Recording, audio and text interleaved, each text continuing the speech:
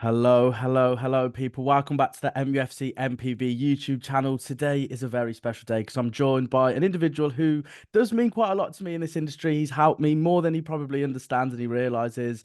And of course, he is a very good friend of mine. I'm talking about talkSPORT'S chief football correspondent, Alex Crook. Crookie, thank you so much for joining me today. You're, of course, joining me live from Germany, across the Euros, across the football transfers. I've just got a quick question for you, mate. How are you coping? I'm okay. I've got to say, I've been here in Germany for over 4 weeks now, so I feel a little bit like, well, I've become a German citizen, really. But yeah, the tiredness and the fatigue is starting to kick in. It's probably worse, actually, on the days when there's no football to look forward to. So we got a big game tonight, Spain against France, and then obviously England, the Netherlands in Dortmund tomorrow. So yeah, the adrenaline will keep me going. But it's been brilliant. It's always good fun to cover a tournament, but as you say, keeping an eye on the transfer market as well has been a little bit of a challenge. Yeah, absolutely. And considering it's quite ironic, the fact that Manchester United are actually really active early on, which is probably the last thing you need as an individual working in this space. But look, as I've said before, and I've said probably for the last few weeks now, there's a lot of stuff going on with Manchester United, a lot of positive aspects to the club in terms of transfers and incomings and even departures, if you ask certain people as well. I think we should start with Joshua Zirkzee. I think this is a big individual in terms of the links. There are heavy reports pretty much everywhere now if you look for it in terms of linking this individual to Manchester United. Before we get your personal opinion on Zirkzee and if you think it would work at Manchester United, what can you tell us? What is the latest and where are we at in terms of Zirkzee to Manchester United? Well, I think personal terms are already agreed. United wanted to get to that position before even really opening dialogue with Bologna because we know there's a release clause, so they can discuss personal terms and then simply inform Bologna they plan to activate that clause of £34 million. But it's not quite as straightforward as that because of the PSR situation. I think United would prefer to stagger the payments. So they will pay the release clause, but it's just a case of how they pay it, how much they pay up front, and how much is staggered over the next few months and years. So that's where we're at in terms of conversation. But they seem very confident. It's interesting because we were under the impression that they were looking for an experienced striker to come in and help Rasmus Højlund. Obviously, Zirkzee is not that. He did very well in Bologna last season. He was well into double figures in terms of goals. Got the late call up for the Dutch squad that hasn't played much football over here in Germany. But I think he's raw potential as well. But we spoke to Brian Roy actually on talkSPORT on Sunday, and he describes Zirkzee as a special talent. So that will be music to the ears of Manchester United fans. And they needed something, didn't they, up front, because Anthony Martial finally it is off the wage bill. We've got that ball and chain from around our legs at last, and it was asking an awful lot of Højlund just to be the sole striker. Obviously, Rashford can play there, but it's not his preferred position. Mason Greenwood is back in Manchester, but not training with the first team, and he'll be on his way. So this could be a good piece of business. You don't get much for £34 million, but I think in terms of where United are as a club, in terms of the direction of travel in the future, this is a more intelligent than maybe going out and paying 100 odd million quid for Victor Osimhen, for example. Yeah, yeah, it perfectly makes sense there, Crookie. In terms of that decision to not go down the more experienced route, I think it probably would have benefited Højlund in terms of learning from someone who's played the game a little bit longer. But of course, Ruud van Nistelrooy is going to be coming in, hopefully anyway. This may be the foil, if you like, for these young strikers. But in your personal opinion, do you think it's the right move to go down the younger striker route? Well, I think it's the direction that INEOS want to go down. They were obviously keen on Michael Elise, but in the end decided not to match the wages that the Bayern Munich are paying. Again, I think that's probably a sensible decision. It's eye-watering what he's going to be earning in Bavaria. But United have been there and done it in terms of signing so-called experienced players, the superstar players, if you like, people like Alexis Sanchez, Falcao, Cavani. The list is Yeah, endless yeah. of these established strikers that just haven't worked out. So I'm all for a change attack. It's going to be a game of patience for United fans because there's going to be an adaptation period from Serie A to the Premier League, two very different leagues in terms of the pace of the game. But yeah, I think we're going to have to back INEOS on this. At least they're setting their agenda out clearly.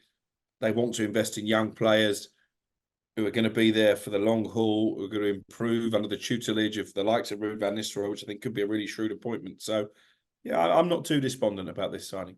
Yeah, absolutely. It's again, I always find myself agreeing with you, Crook. It's quite annoying. I think the listeners and the viewers would prefer us to be at loggerheads disagreeing, but more often than not, as people realise, we're on the same page with United. In terms of Matthijs de Ligt now look, this is one that's probably got a few avenues that we can discuss. I think if we just take a step back and understand that this is a young individual who's already got a lot of experience at the top of European football, potentially on the cards for Manchester United at a very reasonable price, considering the club that he's at, considering his age, and as I say, considering the experience he's already had within the game.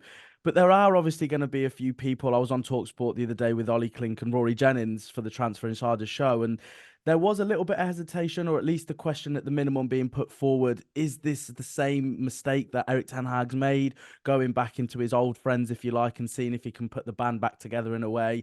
But for me, I think this is a no-brainer. I tweeted this, I think, yesterday or the day before, maybe, that he's an experienced player. He'll come in. He's got a lot to prove still in his career, I would say. And under Erik ten Hag's stewardship, he experienced the best part of his career.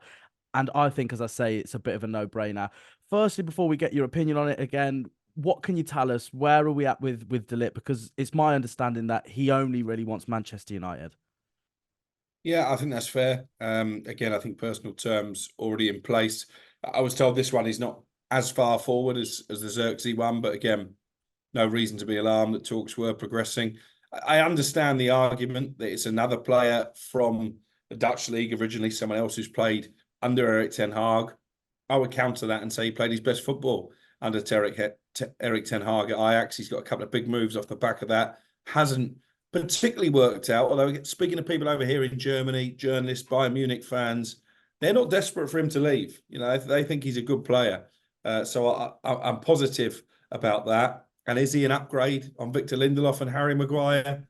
I think he is. So again, for a relatively modest fee, obviously the wages are going to be significant, probably more than Zirkzee. I think this could be a signing that works out well for United. Yeah, I agree. It's quite difficult, isn't it? Because you don't want to keep banging the same drum in terms of Erik ten Hag and his signings, but you can understand, can't you, in terms of the worry or the hesitancy, should we say, in regards to Erik ten Hag bringing in his former players. But I think, as you say, it's a bit of a no-brainer if, of course, the wages aren't too much of a stumbling block. Manuel Ugarte. Now, this one hasn't been, I'd say, as strong in terms of the links with Zirkzee and De Ligt. This was one that I'd say is more in the interest category at this stage. But Yeah. what can you tell us? Because I do think this is a brilliant player. I think, again, he's going to come into a Manchester United side, and I could just picture him now with Kobbie Mainoo in midfield, and that is dynamism and then some, isn't it? So in terms of this particular deal, have Man United made some formal contact? Have personal terms been agreed? What can you tell us about this one?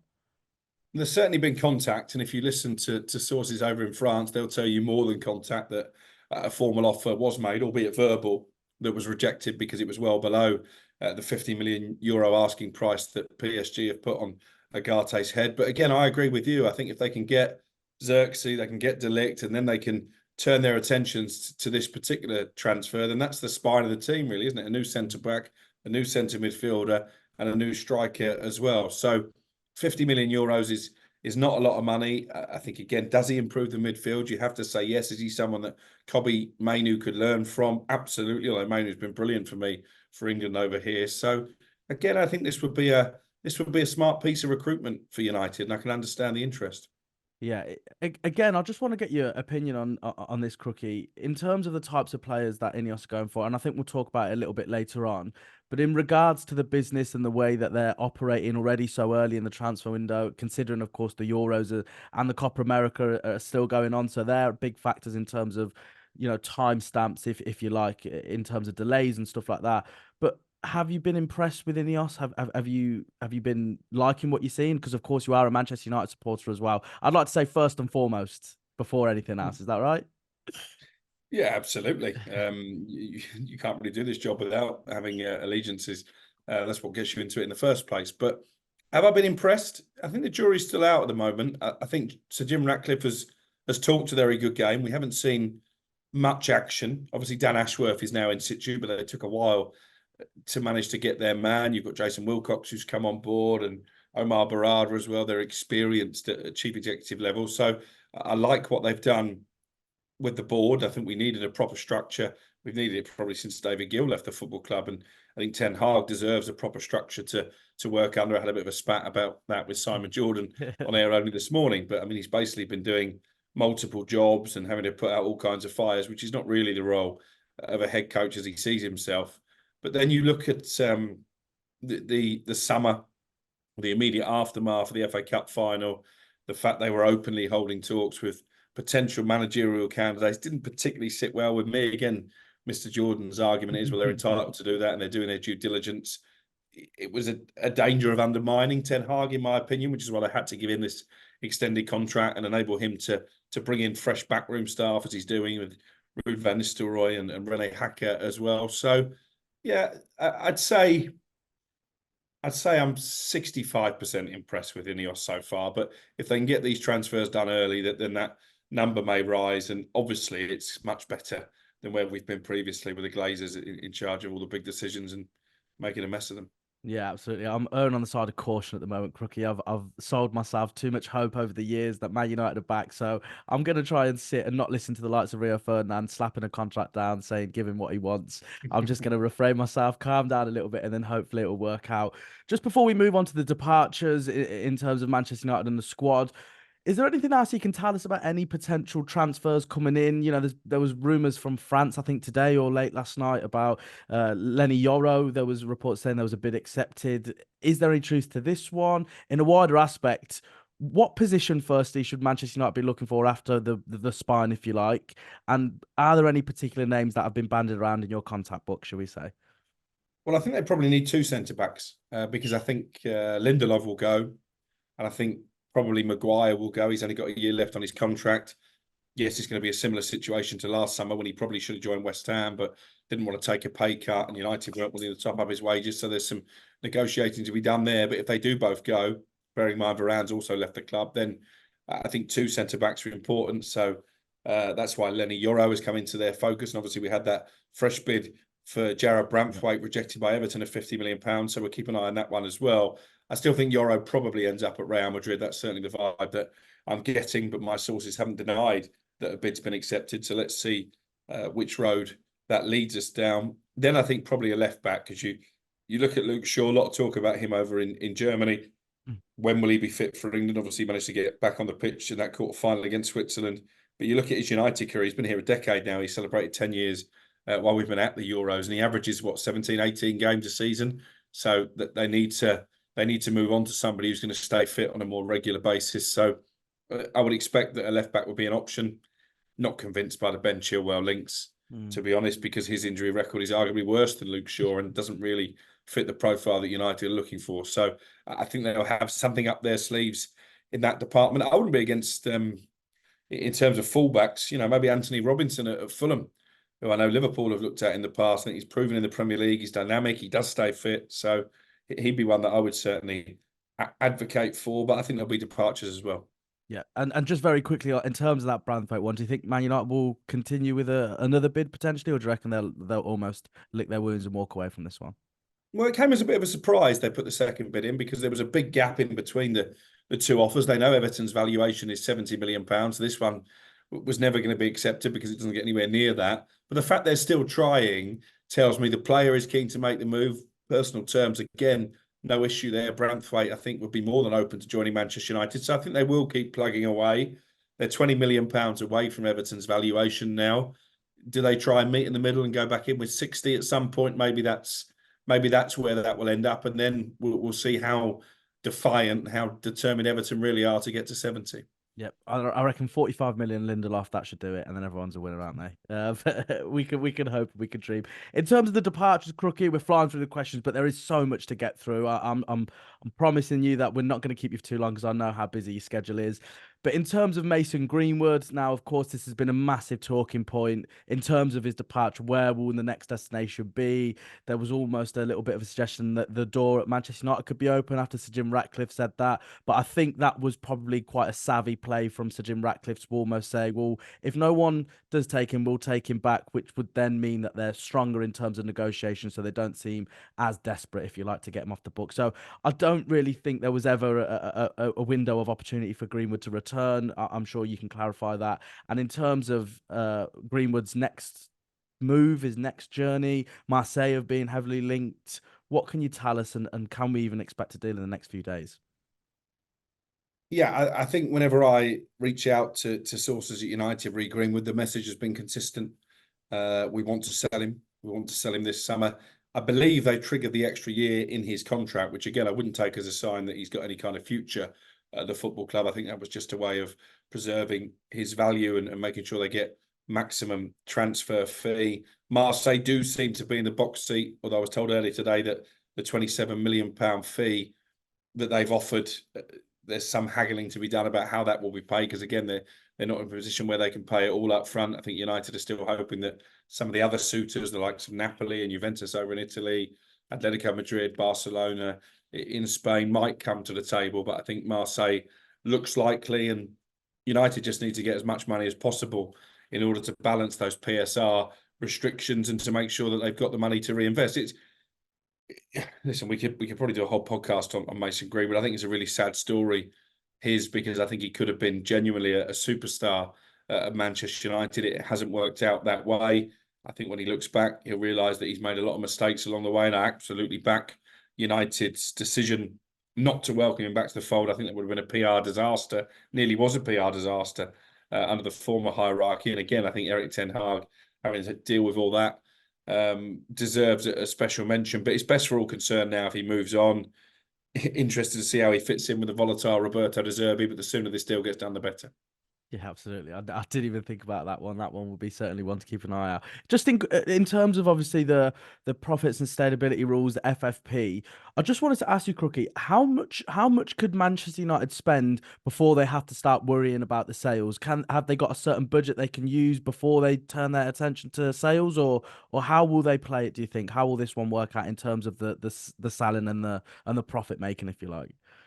Well, I think in order to get the Braithwaite deal done, for example, they need to sell Greenwood and possibly Jadon Sancho as well. Then you're looking at other assets, the likes of Maguire, I've mentioned, Aaron Wan-Bissaka. I believe there's interest from West Ham amongst other Premier League clubs.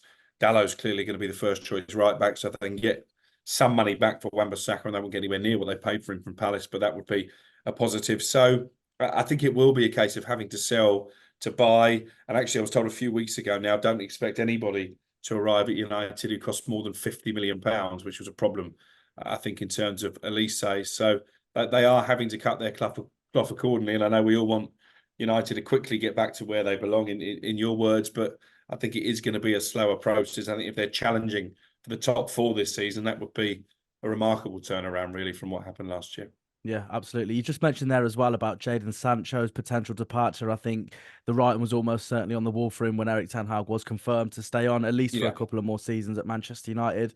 Where are we at with this? Because I think this is a really big one in terms of raising some cash, isn't it? So what can you tell us about Sancho? Well, I'm sure that his name would have come up in those conversations that Erik ten Hag had in Ibiza with INEOS, and obviously he was emboldened by the fact they were going to keep him and offer him a new contract, so he was in a good position in terms of making certain demands. I think he led the charge for Ruud van Nistelrooy, for example, to come on board as a coach. And in terms of Sancho, I wrote about it actually in the talkSPORT notebook only this morning. He was conspicuous by his absence, wasn't he, as the players returned for training. We know that Mason Greenwood did make an appearance at Carrington, albeit just to hold conversations with his advisors and the hierarchy about where his future may lie. But there were no images of Sancho, either in still footage or the video footage United release of training. So that tells me he probably wasn't there. United won't comment officially on his training status. I'm told that his departure isn't as advanced as Mason Greenwood, but clearly they need to move him on. Is anyone going to pay a significant transfer fee? I'm not sure about that. I know Borussia Dortmund were taking back probably only on loan. Juventus have been mentioned, but again, they're not flush for cash. So it might be that United have to compromise here and send him out on loan again, get his wages off the books, and maybe hope there's some kind of option or an obligation to buy. But I think it's very difficult all the time. Ten Hag's in situ to see Jadon Sancho playing for United again. Yeah, it's clearly, as everything that we've just spoke about there, Crookie. There's a lot of business to do, both coming in and going out of Manchester United. I just hope that you're getting the rest that you need and you deserve over the next couple of weeks and months, because it's sure to be quite astonishing, really, isn't it? The big turnaround, hopefully, for Manchester United in terms of getting the squad where they want it to be.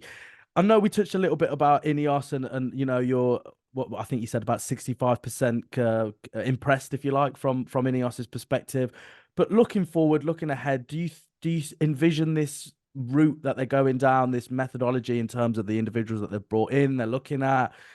Do you have a bit more hope as a Manchester United supporter that this can move in the right direction? Absolutely. You know, I get a lot of stick for it every time United have a bad result or something goes wrong. I blame the Glazers, but I think it's absolutely fair. You look at Old Trafford. I was in the tunnel last season after the Arsenal game, I think it was, when the roof was leaking, and in the players' tunnel, water was pouring in. And for me, that was sort of emblematic and symbolic of what the Glazer regime has stood for. Obviously, they're still there, and we hear about these cost-cutting exercises, the redundancies that actually aren't going to save a lot of money when you look at what the players are earning. Is that INEOS? Is it the Glazers?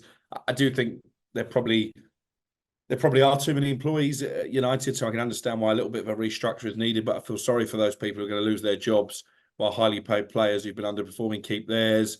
But hopefully now this is the start of a brave new era. I think they have to start the season well, because it was only a year's extension to his contract in the end that Ten Hag signed, and if they start poorly, then those questions will come again.